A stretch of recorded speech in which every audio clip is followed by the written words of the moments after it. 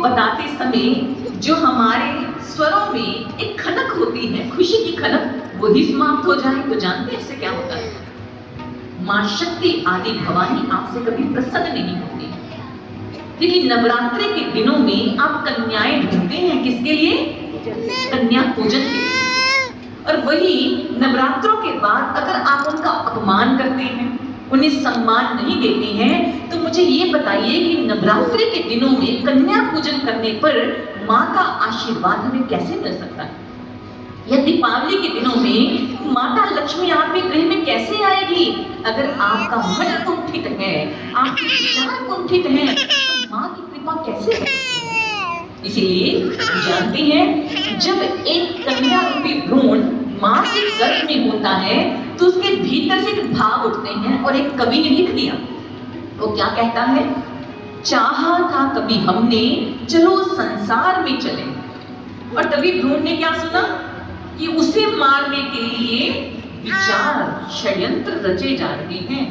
पहले वो कहता है, चाहा था कभी हमने, चलो संसार में चले, लेकर के जन्म माँ तेरी गोद में हम पले, पर तूने तो कोख में ही मेरा शरण कर दिया, जन्म से पहले ही मेरा मरण कर दिया।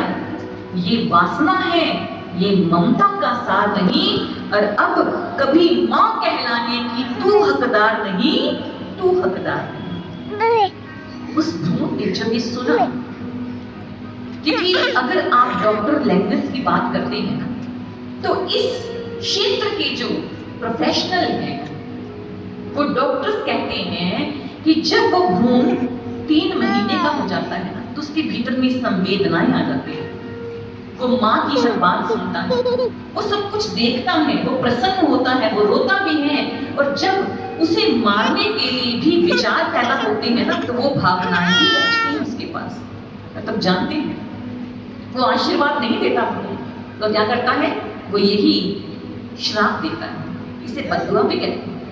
नारद जी कहते हैं, भ्रूण हत्या जघन्य पाप। ये एक ऐसा जघन्य पाप है, करते वक्त उस जीव को ज्ञान नहीं होता इसका, परंतु इसका फल इसी जीवन में नहीं तो अगले कई जन्मों में भोगना पड़ता है। और भक्तजनों, आप जानते हैं, कुछ लोगों के मुख से आप सुनते होंगे कि हम तो कभी बुरा करते हैं, हमने तो आजीवन कभी किसी का बुरा किया ही नहीं।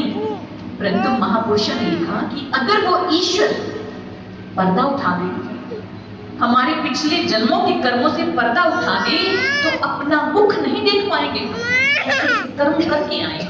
इसीलिए जो कर्म, जो बुराइयां अनजाने में हो चुकी हैं, जिसका हमें ज्ञान नहीं था, वो तो हो सकती है क्षमा, ध्यान करने से, भक्ति करने से। तो जो कर्म जानबूझकर किए जाते हैं, समझकर किए जाते हैं, अगर ऐसे कुकर्म हम करेंगे तो उसका भुगतान, उसका फल हमें भोगना ही पड़ेगा। और जानते हैं, जो बेटियों से प्रेम करने वाले हैं, जिनके लिए बेटे और बेटियों में कोई अंतर नहीं, वो क्या कहते हैं? उनके भाव भी सुना देती हूँ कि रोली कंगन मेहंदी का श्रृंगार नहीं होता। लेकिन ये श्रृंगार कौन करती है? बेटियां ही तो करती हैं। रोली कंगन मेहंदी का श्रृंगार नहीं होता, भाई दूज रक्षाबंधन का त्योहार नहीं होता। वह घर सोना होता है इस संसार में जिस घर में बेटी का अवतार नहीं होता, जिस घर में बेटी का अवतार नहीं होता।